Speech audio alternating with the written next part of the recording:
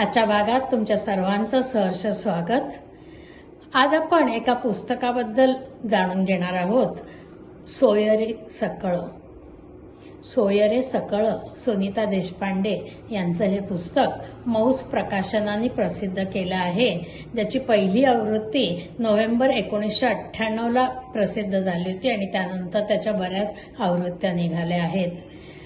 हे पुस्तक म्हणजे त्यांचं वेगवेगळ्या ठिकाणी जे लेख प्रसिद्ध झाले होते अशा 15 लेखांचा संग्रह आहे।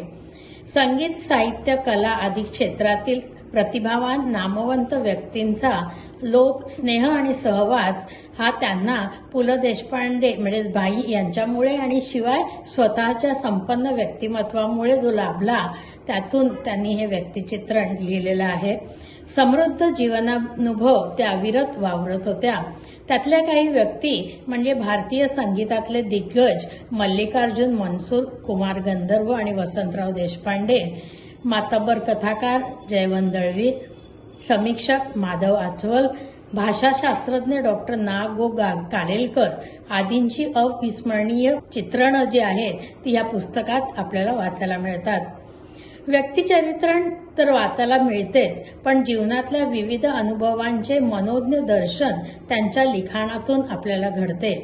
लौकिक अनुभवातून चराचरातल्या चैतन्याच्या अंतर्मुख करणाऱ्या सर्वस्पर्शी अनुभवांकडे त्या सोवळे सकळ, चक्र आणि साखळी अशा लेखातून येताना आपल्याला दिसतात।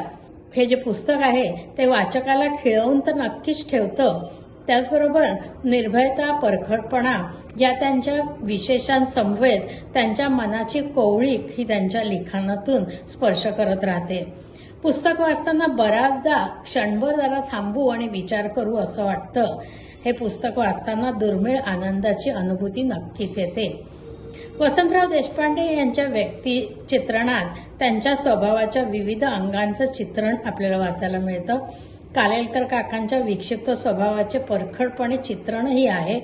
कुमार गंधर्वांबद्दल सुनीताताई म्हणतात, संगीत क्षेत्रातील एक नवा अवतार होऊन जन्माला आला तो शिवपुत्र कुमार गंधर्व। कुमार गंधर्व एकाच वेळी कुमारही आणि गंधर्वही होऊन वावरत होते असं त्यांनी म्हटलं आहे। सुनीताबाईंची निसर्गाशी जवळीक होती। त्या म्हणतात, मनुष्य प्राणी हा सर्वात बुद्धिमान प्राणी आहे हे तर खरंच, पण इतरही प्राण्यांना आपापल्या परीने कमी अधिक बुद्धिमत्ताही असतेच। स्वसंरक्षणासाठी ते त्यांची अक्कल वापरतात। मत्स्यावतार हा आपला प्रथम अवतार असं आपण मानतो। माशाचं उदाहरण जर घेतलं तर पाण्याखालच्या साम्राज्यात जगण्याचा पहिला हक्क असतो तो माशांना। पोटासाठी मच्छीमारी करणाऱ्या कोळ्यांना माशांनी आजवर समजून घेतलं।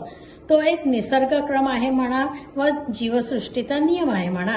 मोठे मासे लहान माशांना खातात, पण यंत्रयुगात मानव जेव्हा वेगवेगळी स्फटिकं किंवा हत्यारं शोधून पाण्याखालच्या साम्राज्यात घुसखोरी करून कधी गंमत म्हणून तर कधी शिकार करू म्हणून, कधी भौतिक शोधातील आव्हाने स्वीकारावी व शौर्य गाजवावे म्हणून स्वतःचे बुद्धिश्रेष्ठत्व सिद्ध करायला लागला, तेव्हा माशांनाही विचार करावा असा वाटला असावा। स्वतःच्या मर्यादांचा अंदाज घेऊन त्यांनी संरक्षणाचा मार्ग शोधून काढला आणि शस्त्रांच्या कक्षेपलीकडे निघून जाण्याचा श्रेयस्कर मार्ग वापरायची अक्कल माशांनाही आहे हे सिद्ध झाले। जीवो जीवस्य जीवनम हे एकमेकांसाठीचे नातं सर्वत्र अगदी रानावनातही असतं, पण जगण्याच्या या मर्यादा उल्लंघण्यासाठी नसतात। जन्ममरणाच्या जीवसृष्टीतल्या हारजिताचा खेळ अखंडितपणे राहावा असे वाटत जर असेल तर त्यासाठी त्या मैदानावर उतरणाऱ्याने त्या खेळाचे नियम हे जरूर पाळायला हवेत। विज्ञानाचा पायाही गणिती काटेकोर विचारसरणीवर रचलेला आहे। गणिताचे नियम मोडले तर तो पाया डळमळेल आणि कळसासकट सारा मनोरा जमीनदोस्त हा होणारच। शिवाय वैज्ञानिक प्रगती याचा अर्थ कमीत कमी श्रमात नवनवीन जास्तीत जास्त सुखोपयोगी घेण्याच्या सोयी निर्माण करणं हा नव्हे। प्रत्येक गोष्टीच्या जोडीने सहचारी भावना येतेच आणि नवे शोधही त्याला अपवाद नाहीत। म्हणून वैज्ञानिक प्रगतीकडे आपण डोळस दृष्टीने पाहायला हवे असे सुनीताबाई पुन्हा पुन्हा सांगतात। मनुष्य प्राणी आणि मनुष्येतर जीवसृष्टी यांचे नाते हे शत्रुत्वाचे, परकेपणाचे राहायला नको. निष्कारण हिंसा हा माणसाच्या सुखाचा, आनंद निर्मितीचा घटक नसावा. विध्वंसक ठरणाऱ्या बुद्धिजन्य कर्तृत्वापेक्षा सुसंस्कृतपणाचा अभिमान आपण बाळगायला हवा. कारस्थाने रचायला बुद्धी लागते, स्वार्थ साधायलाही बुद्धी लागते. मग या माणसांना बुद्धिमान म्हणणे योग्य आहे का, असं सुनीताबाई प्रश्न विचारतात.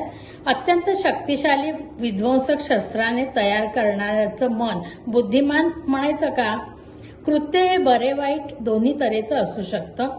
फळ आपण बघतो तेव्हा ही फळं रसरशीत मधुर असतात, तसेच काही सडकी किंवा किडकी असू शकतात. समर्थांनी श्रेष्ठ धारिष्ठ जीवी धरावे असं म्हटलं आहे. धारिष्ठांप्रमाणे बुद्धी ही श्रेष्ठ आणि कनिष्ठ अशा दोन प्रकारची असते. बुद्धी ही नदीच्या पाण्यासारखी फक्त असते.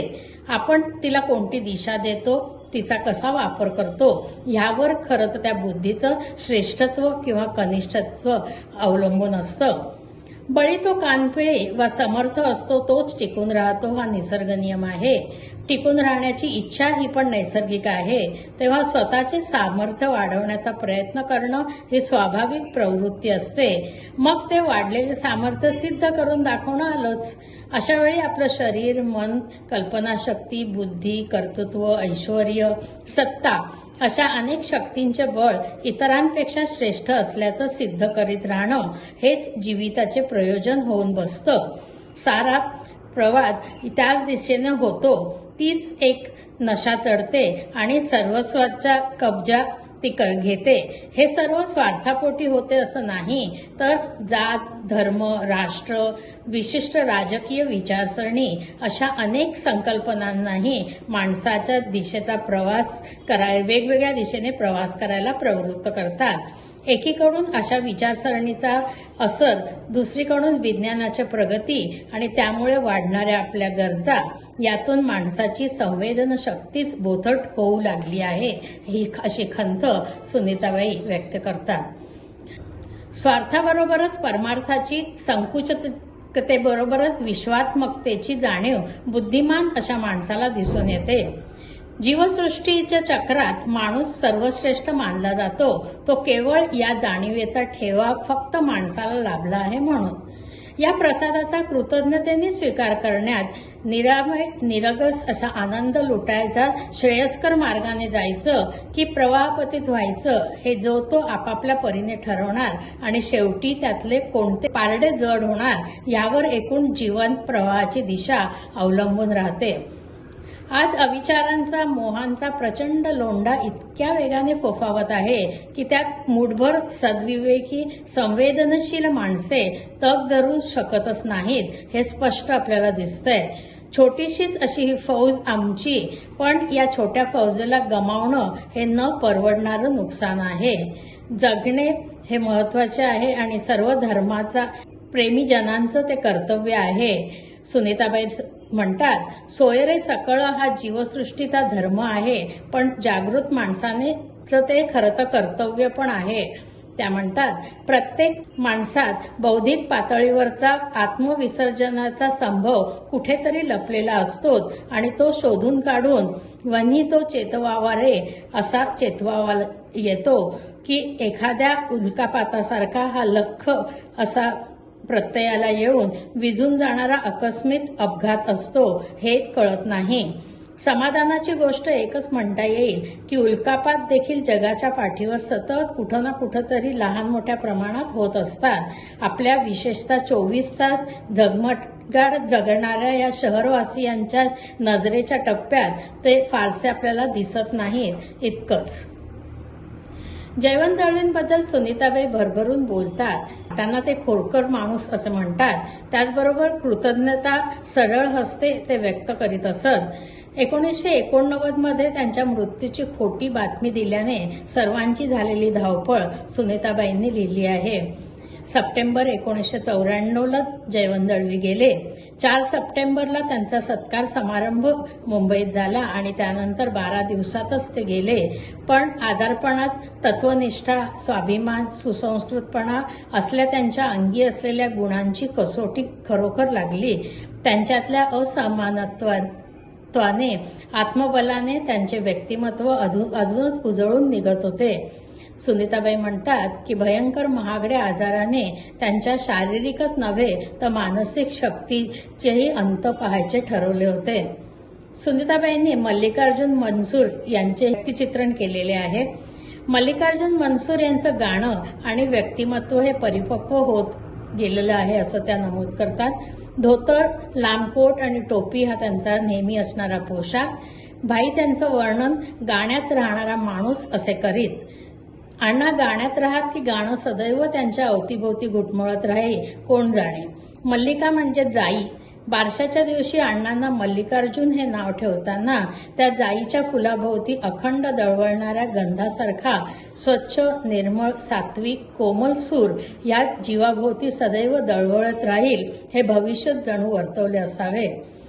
सुनीताबाई म्हणतात, थोरांना थोरपण कुठून बरं लाभत असावं, तर त्यातला बराचसा अंश हा त्यांच्यापाशी जन्मजातच असतो. मग धडपड, कष्ट, महत्वाकांक्षा, ती कला आत्मसात करण्याची तीव्र इच्छा, अचूक मार्गदर्शन ह्याची त्याला जोड मिळते.